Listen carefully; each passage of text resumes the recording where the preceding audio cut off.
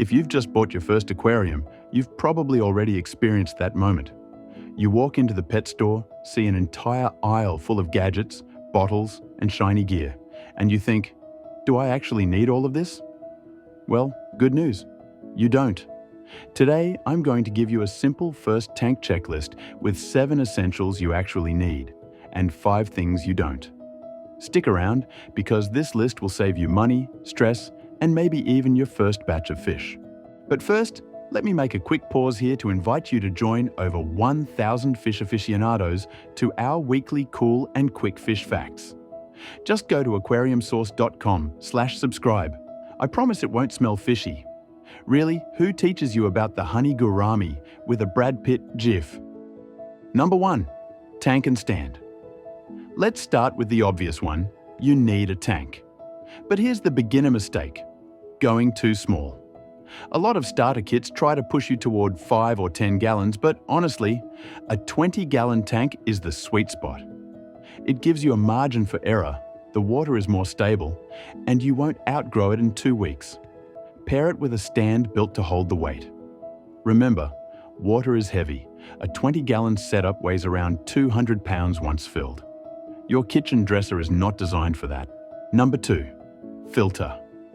The filter is non-negotiable.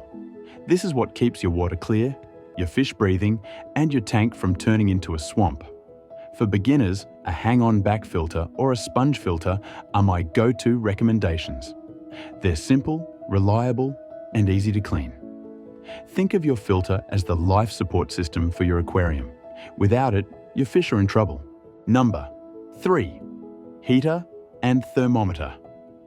If you're keeping tropical fish, which most people do, you'll need a heater.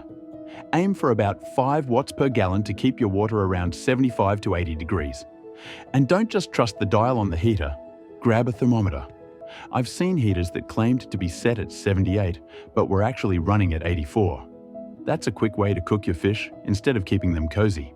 Number 4. Water conditioner. Here's the magic potion you actually do need.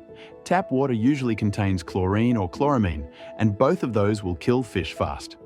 A good water conditioner instantly makes tap water safe. It's one of the cheapest items you'll buy, and it's one of the most important. Number 5. Test kit.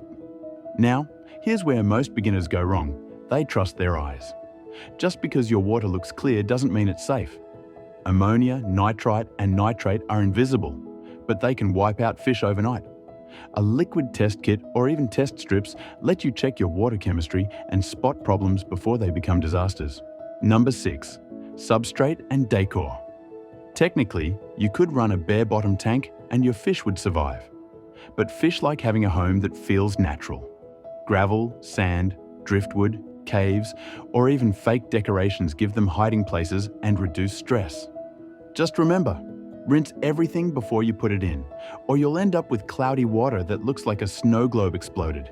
Number 7. Maintenance tools. This is the unglamorous stuff that keeps your tank running. A gravel siphon for water changes, a net for moving fish, and an algae scrubber to keep glass clean. Weekly maintenance isn't optional if you want your fish to thrive, and these simple tools make it easy.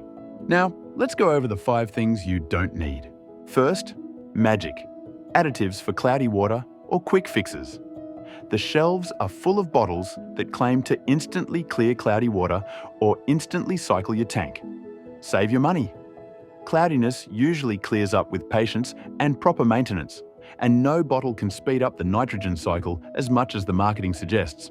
Second, excessive chemicals pH up, pH down, algae removers.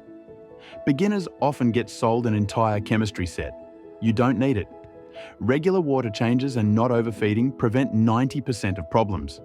And honestly, chasing the perfect pH usually stresses fish more than it helps. Third, air pump, if redundant. Air pumps aren't evil, but they're often unnecessary. If your filter already creates surface movement, your water is oxygenated. You don't need to double up. That money is better spent on a better filter or more fish food. Fourth, expensive lighting upgrades. Unless you're keeping live plants or trying to create a showpiece display, the light that comes with your starter kit is fine. You don't need high-end LEDs or grow lights right away. Start simple, you can always upgrade later.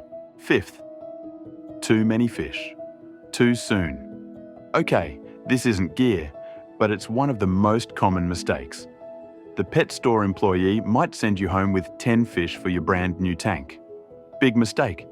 A new tank needs time to cycle and stabilize.